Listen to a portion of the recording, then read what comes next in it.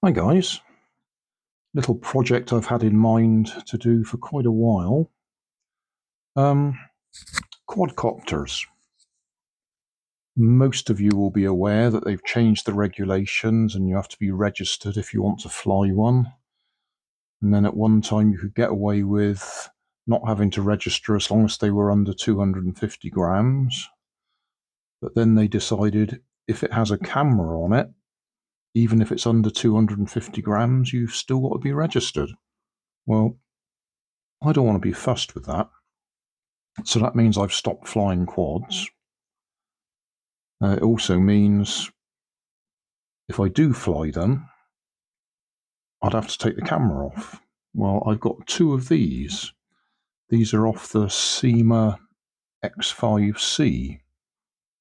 And I think actually this is the one that has a problem, but that doesn't really matter at the moment.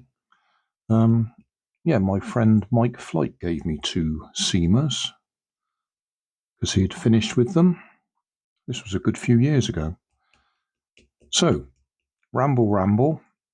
That means I've got a couple of SYMA cameras that I can't put on quads unless I register. So I'll find something else to do with them. Now, you can actually switch them on and off remotely from your controller. And the way that it does it is the red and black are your battery and earth, 3.7 volt, so single LiPo. And the yellow one is the signal wire. I can't quite remember the sequence at the moment, but I think it's something like one tap with the yellow wire takes a photo, and a long press with the yellow wire for 3 seconds or something switches it into video mode. Micro SD card in the back there, so it records directly to the card, and then when you've finished flying, you take the card out and download it to your computer or whatever. Anyway, my plan is, rather than trying to control it remotely, got a little push switch there. You just push. I reckon I could actually fit that just there somewhere. Just drill 2 holes for the wires to go, or for the tags to go through, and then solder onto the back of it. Yellow wire to one side, and then another wire to pick up where the black wire is soldered. So we've just got a switch directly on there. So that's what we're going to do. I'm also going to replace that because I want a different connector on there. This one has got a blob of hot glue on it anyway because it was, well, it wasn't working, it was coming loose. So what I'll probably do is swap it for one of these connectors, or at least the female version of this. So we can plug a small LiPo battery into it. And then I can stick it on one of my cars. That's the theory. It did cross my mind that if you had one of these vapes floating around, because I keep picking them up, if you take the vape portion out of it, the padding or whatever, you've still got a big battery there. I reckon you could actually fit that in there. You'd certainly be able to fit the circuit board in there, and you'd have a little camera. But that'll be another project another day sometime if I ever think about doing that. I do have a habit of picking vapes up when I see them just because they've got handy batteries in them. Anyway, this fella, 4 screws. Try not to lose them.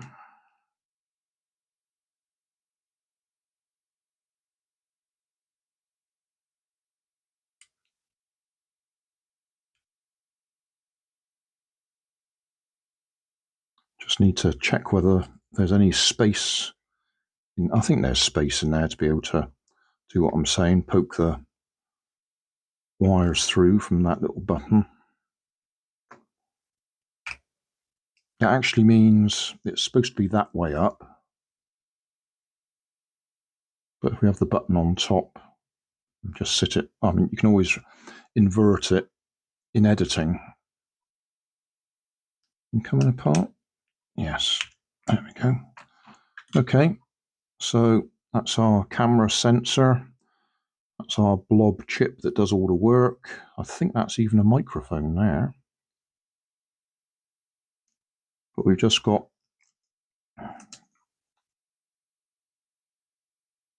yellow, black, red. So I will find a replacement lead. And yeah, it might be safer to put the button up at that end. So it's a bit higher up. It'd be a bit close there. Might accidentally make contact with the circuit board there, but up there we should be okay. So 2 little holes there.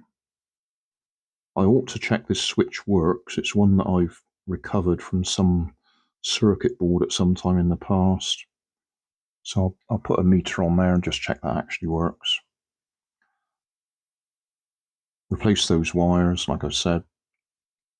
And I'll get on and do it. My fingers will be in the way if I'm trying to solder it and film it. So I'll get it done and then we'll carry on this conversation. Oh, you may notice the camera's wobbling a bit. I've got it on a flexi stand and it bounces around. I may give up on that idea. Right, so we've soldered a new lead on and temporarily put the button straight there because it will need to be taken off again to be fed through the cover. SD card. Don't know which way up it goes.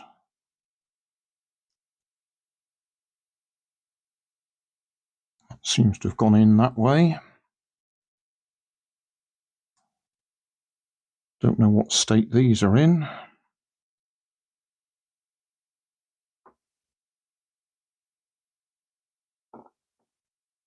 I've got red light on, green light on. I think that means it's ready. One press. Yeah, I think that was a single photo. Hold it in for a bit longer. 1, 2, 3. Recording. Okay. Well. Press it again. We've stopped recording. I'll take that SD card out and just have a look, see if we've actually got anything. It won't be anything very exciting, just the table. Right, that little test works. We have a photo and we have a short bit of video. Like I said, nothing interesting to look at, but we have them. So we'll go to stage 2, fit that in the right place, drill a couple of little holes up there and just poke it through and then glue it on. And then we'll try it a little bit longer, put it on a car or something. Just because I can, I've got one hanging around loose. That's a vape battery that already had the right connector on it.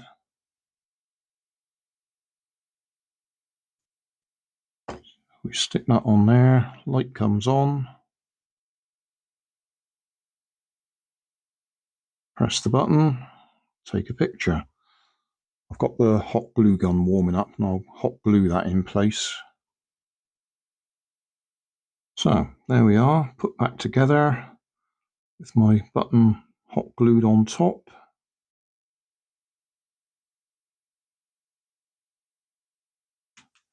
And for novelty value, a vape battery.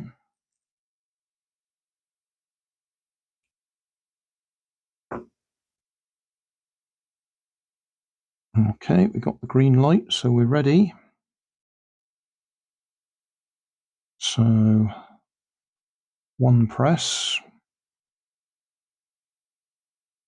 will be a photo. Obviously I've got that turned sideways, 90 degrees. It's not going to give you a good impression of the camera capability because it's evening and it's dark in here, but I will just walk around with it for now. So I'll press the button, or hold it for a few seconds.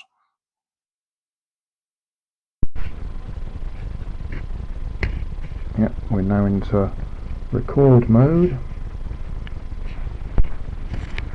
I don't remember whether the microphone actually works on it, but I'll just walk around with it.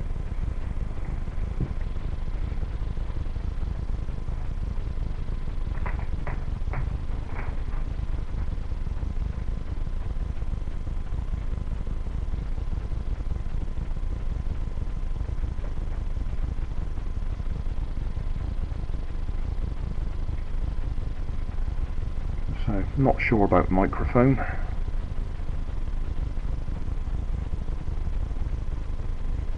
But that should do as a test.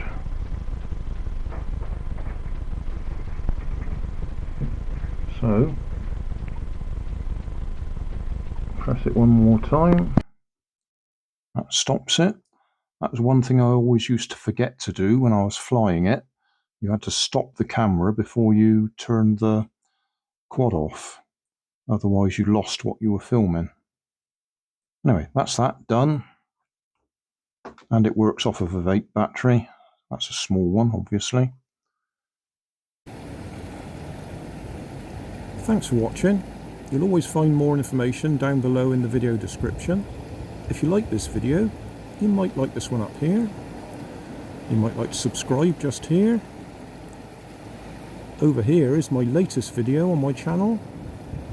And down below is a playlist related to what you've just been watching. Thanks again for watching.